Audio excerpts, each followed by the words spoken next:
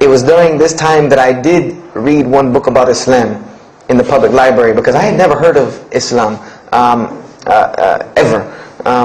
But I remember I was looking in the religious section in the library at school, and there was a book about Islam, and I was in the library, the public library, and I remember it was some title like "Why I'm Not a Muslim" or some, one of these titles that was propagandistic against Islam, but I had no idea. So I just took the book and I read it, and I remember it said that Muslims, M-O-S-L-E-M-S, and any of you knowing Arabic knows that's a very derogatory word. A Muslim is someone who oppresses someone else. That's a very quick sleight of the pen that was used in the past for a very real purpose.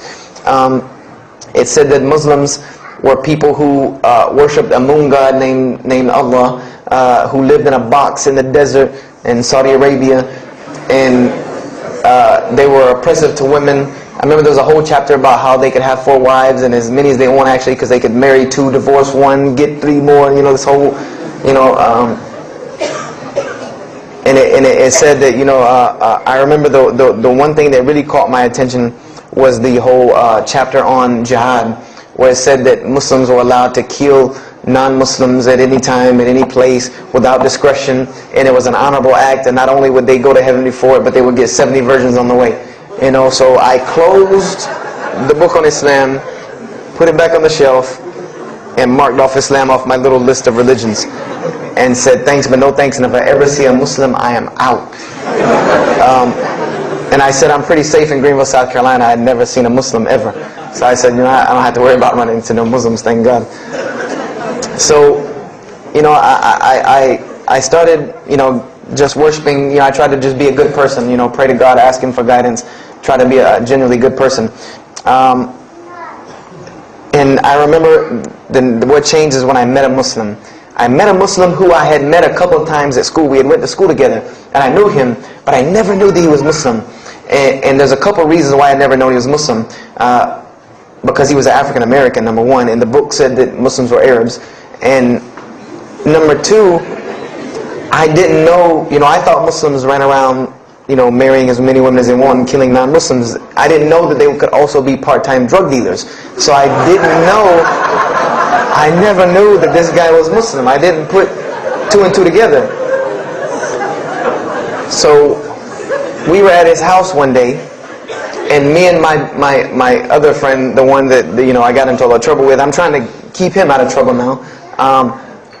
We were at his house, and we were debating something about religion. I forget what even the topic was, but you had 2 teenagers thinking they know everything. And I was trying to explain something to him about the Bible. And that guy came in and was listening. He said, "Have you ever heard of Islam?" I said, "Yes, I've heard all about Islam." He was like, "Okay, so what do you think of it?" I said, "What do you mean what I think of it? That's probably the worst religion I've ever seen on the face of the planet." He's like, "Why?" And he's like, "But I'm a Muslim." I was like, "Man, stop playing." You're an African American. He's like, "So?" I'm like, "The book said you guys were Arab. All the Muslims were Arabs." He was like, "What else did you read in the book?" And I told him. He was like, "Man, what in the, what have you been reading?" He's like, "You need to go to the mosque for Jummah." He's like, he told me, he said, "I'm not a good Muslim." This is what he said to me. He said, "I'm not a good Muslim. I'm not even going to try to front and say I'm a good Muslim." He said, "But I can guide you to some people that can tell you the real truth about Islam," because he knew about my story about wanting to find religion. And he said, "You need to go to the mosque for Jummah." And I said, What's Jummah?" He said, "It's just like church with no chairs." And I said, "I can do church with no chairs because in church the chairs were the worst part anyway. Because they have these hard benches that you sit on that are like this, and are so hard." I said, "That's good. You sit on carpet? Wow, man, every church should be like that." And I said, "Where's the mosque?" He said, "It's on Wadehampton Boulevard." I said, "Where on Wadehampton Boulevard?" I lived on Wadehampton Boulevard. I lived right off of Wadehampton Boulevard. He said, "You know where Lee Road intersects with Wadehampton?" I said, Yeah, I live on the other side of that intersection." He said, "It's right there." I said, "No, it's not. There's nothing. There's a gas station or a church." He said, "Yeah, you know that church, the Evangelical Missionary Training Facility?" I said, "Yeah, I used to take missionary classes there." He said, "You know that building in the parking lot with the gold thing on top?" I said, the gym?" And he was like, "No, that's the mosque." Because I had always thought it was the gym, because it was in the same parking lot and it was just rectangular with 2 glass doors in the front, and you could literally walk in between the church and the masjid and touch them like this. Anyone doesn't believe me, go to Greenville, South Carolina, look at the masjid. You can almost touch both of them just like this. He said, yeah, it's right there. I said, I've never, at first I was shocked, like I've been living across the street from all these crazy Muslims all my life. I said, I never knew. And he told me to go to Jummah, and I asked him what time. He said he would meet me there at 1 o'clock in the afternoon on Friday. So I said, okay. I went on Friday, and I'm waiting outside for him. I'm not going inside. That's not happening. And I'm seeing all these people going in, and at this time, it was a predominantly Indo-Paki Arab masjid. Anyone who went in was not American, period. And I did not see even one African American going there. And I did see one. And then when he went in, I heard him talking in a dialect that I realized he was probably from Africa. So I said, he's not American. So I'm not going. I'm waiting, and I'm standing outside, sitting on the church steps, and the imam pulls up and parks right in front of me, who I had no idea he was the imam. But he got out and he asked me, am I waiting for someone, this, that, and the other? And I explained to him. He said, oh yeah, we know this brother. You don't see him that much, but we know who he is. He said, I'm glad you came. He was a very, very nice, gentle young man. And he invited me into the mosque, and I kind of wanted to wait on my friend, but I didn't want, at the same time I didn't want to tell this man I don't want to go in. So I went in, and they put me in the back and gave me a chair anyway. And I said, I came to sit on the floor. And they gave me a chair anyway, and all of these people are piled up in front of me, and there's no Americans here, and I'm starting to wonder, if this is a setup, because it's starting to smell like a setup to me, because in my mind I'm like, you've been set up before, and this seems kind of like this. So, and I'm starting to think in my head, scenarios, a young mind at play.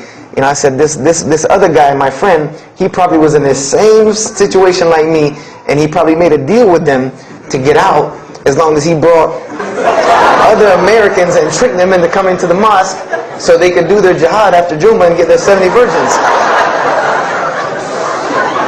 So I'm sitting here, and there's all these people in front of me, and then there's a curtain with all these people behind me making noise, and I have no idea who's back here. So I'm stuck in the middle of this. I hear that it's some women, but I don't, there's a curtain. I have no idea. So I'm like, there's something very odd about what's going on right here. I'm like, just let me make it. I'm starting to look for the exit. I'm like, calculating how many people are between me and the exit. I know some martial arts, so I said I'm going to hit a couple of them, and I'm out. And then the imam came, and I just now realized that he was the imam because he got up on the minbar, and they started to call the adhan. And I said, okay, that man seemed nice. He seemed genuinely nice, so I felt a little more comfort. And then he got up after the adhan, and he started his khutbah. Inna alhamdulillah nahmaruhu wa I said, oh my God. I said, I bet you he's talking about me. And he's being forceful. He was getting loud and banging on the minbar, and he's pointing in my direction. I'm like, oh man, I gotta get out of here really quick. I said, well, I'm gonna take my chances with the women behind me. I'm going through the curtain. And then he started to, when he got done with his Arabic tirade, he started to explain it. That verily all praise belongs to Allah alone, God alone, and in Him do we worship, in Him do we seek help and assistance, we seek refuge with Him from the evil that lies. He explained what he said in Arabic, and it sounded to me so beautiful. It was very, very beautifully prosed, what he said, and I wanted to know where he got that. I said, where did he get that?